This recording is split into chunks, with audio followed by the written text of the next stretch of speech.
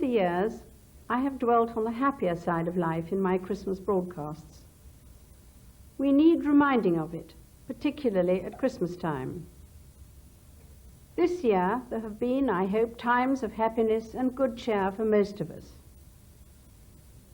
My family, for instance, has been celebrating my mother's 90th birthday, and we have shared with you the joy of some of those celebrations.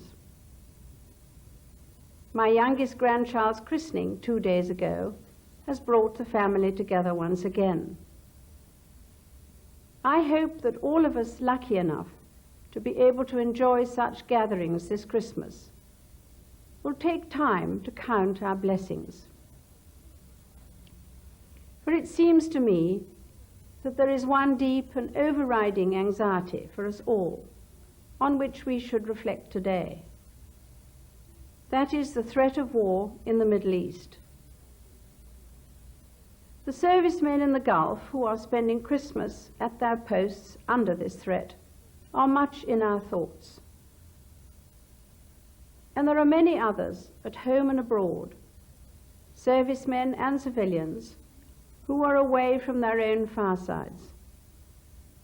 Wherever they are, may they all, when their duty is done, soon be reunited with their families, safe and sound.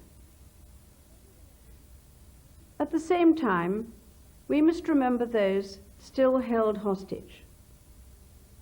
Some of them have spent years in captivity, and Christmas must for them be specially hard to bear.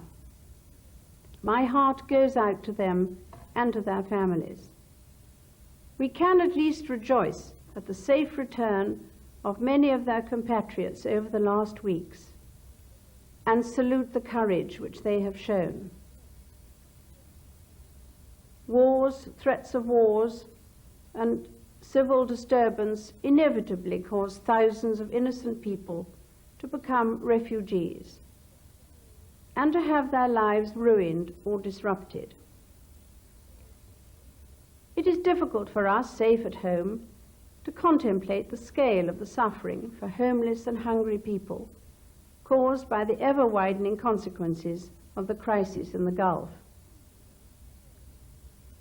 The invasion of Kuwait was an example on an international scale of an evil which has beset us at different levels in recent years.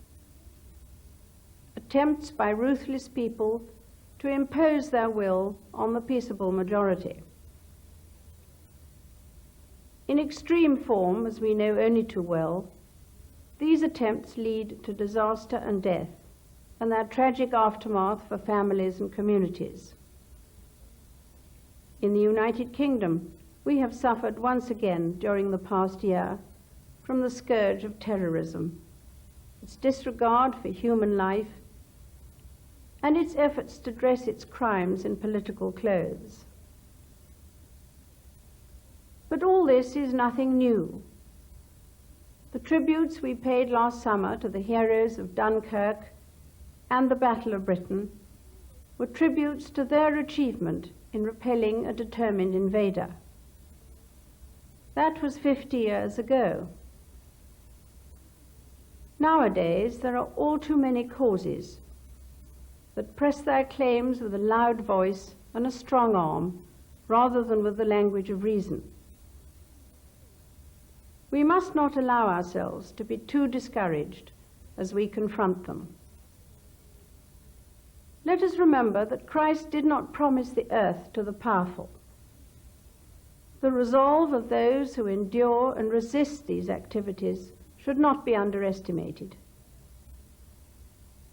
I never cease to admire the stoical courage of those in Northern Ireland, for example, who go about their business in defiance of the terrorist. The reaction of those who have lost loved ones at violent hands is often an inspiration to the rest of us. Then again, I, like many others, was much heartened by the virtually unanimous opposition of the international community to the unprovoked invasion of Kuwait, and by the speed with which moves were made to try to relieve the plight of the innocent victims. I want, therefore, to say thank you today to the men and women who day in and day out carry on their daily life in difficult and dangerous circumstances. By just getting on with the job, they are getting the better of those who want to harm our way of life. Let us think of them this Christmas, wherever they are in the world, and pray that their resolution remains undiminished. It is they and their kind who, by resisting the bully and the tyrant, ensure that we live in the sort of world in which we can celebrate this season safely with our families. I pray also that we may all be blessed with something of their spirit. Then we would find it easier to solve our disputes in peace and justice, wherever they occur. And that inheritance of the earth which Christ promised, not to the strong, but to the meek, would be that much closer. A happy Christmas, and God bless you all.